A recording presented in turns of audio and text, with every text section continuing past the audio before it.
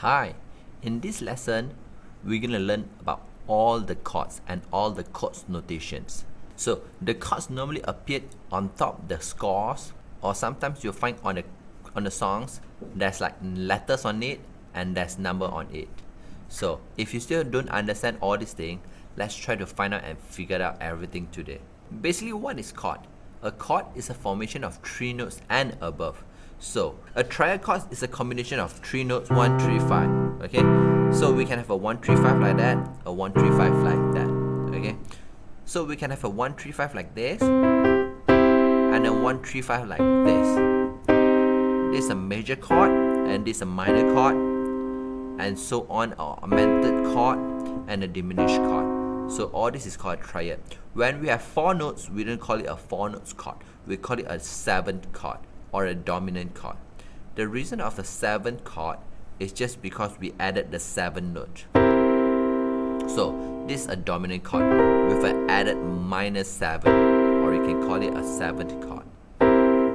So when you're forming the most basic chord, you have a 1, 3, 5, or you have a 7, or this is a dominant 7th, and you have a 9 notes, you added a 9 notes, a 11 notes, and a 13 notes. And do you have a 15 notes? The answer is no, because the 15 notes gonna repeat from here, and the 17 is a repeat from here again. So there's a maximum of 1, 3, 5, 7, 9, 11, 13. Okay, so that's the maximum of the added or the extension chord. So as I mentioned just now, there's a lot of different types of triads, like a major, minor, augmented, and diminished. But the most commonly used is a major and a minor. So when we have an added 7 on the major and minor, so we have the most 3 common family. That is a major 7, a minor 7, and also a dominant. Okay, so a dominant is a major chord with the added 7. And this is a 7 chord, and this is a minor 7. So let me repeat again. This is called a major chord, and this is called a major 7 chord, and this is called a dominant chord, and this is called a minor chord, and this is called a minor 7 chord. So based on the 7 and the 7 and the 7, so regardless it's a major 7 chord or a minor 7 chord or a dominant 7 chord, the added 9, 11, 13 is the same. So it's gonna sound different when you add it together. So this is a 9, 11, 13. You just press a D minor chord instead. So you just, this is a minor 7, 13, dominant, and this is a major. So all sounds different, but all the 9, 11, 13 are the same. To make it easy, you just need to add a D minor chord on top.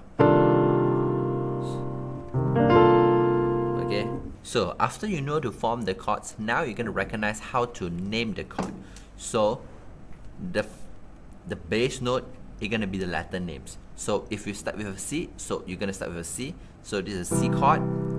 So with a major 7 and added, so everything will start with a major 9. So after a triad, you have this a major 7, major 9, major 11, and major 13. So same goes to the minor. This is a C minor chord, C minor 7, C minor 9, C minor 11, and C minor 13. And when you have 6 dominant 7, so don't have a C dominant because it starts with a 4 note straight away. So dominant, this is a 9, this is a 7, this is a 9, 11, and 13. So this is how you name the chords. So now we're gonna learn 4 different kind of altered chord. Okay, so the most commonly used is a add, sus, omit, and a bracket. So the first one, add. You can see a C with an add 2. So you just add the second note. Or sometimes you see the add 6, or sometimes you see an add 4. So you just need to add the note, add the notes that is written there. And the next one is sus. So the very commonly used is a sus4. So when we are using a sus4, we're going to omit the third first. You have this kind of sound. Or sometimes you see a sus2.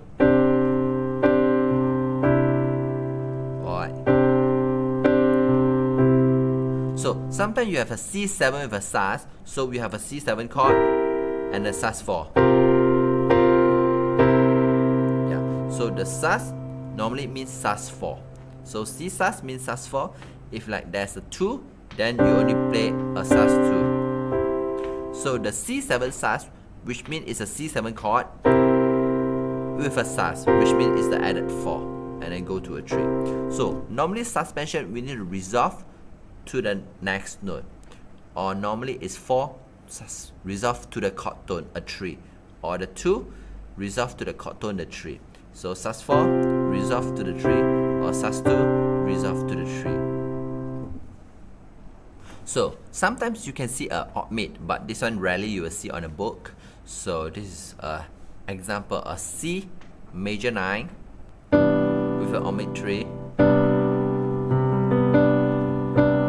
So this is omit. So sometimes you have a specific voicing that you want to play, you can use the omit.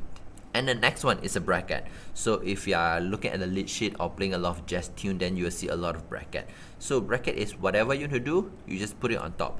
Example, a C sharp 5. It's like an augmented chord. But when you are playing a C9 with a sharp 5, then you need to written that is a C major 9 sharp 5. Or a C7 flat 9. This is a C7 with a 9 note and you flatten the 9. And this is a C major 13. You have all the notes with a sharp 11, which means it's a sharp 4. Or a C7 with a sharp 9, sharp 11 and flat 13. So with a C7 with a sharp 9, sharp 11 and a flat 13. Okay. So basically bracket is whatever you want to do, just written there. Another one is a chord with a slash bass. So example is a C chord. So sometimes you choose it on a E bass, or a G bass, or an F bass.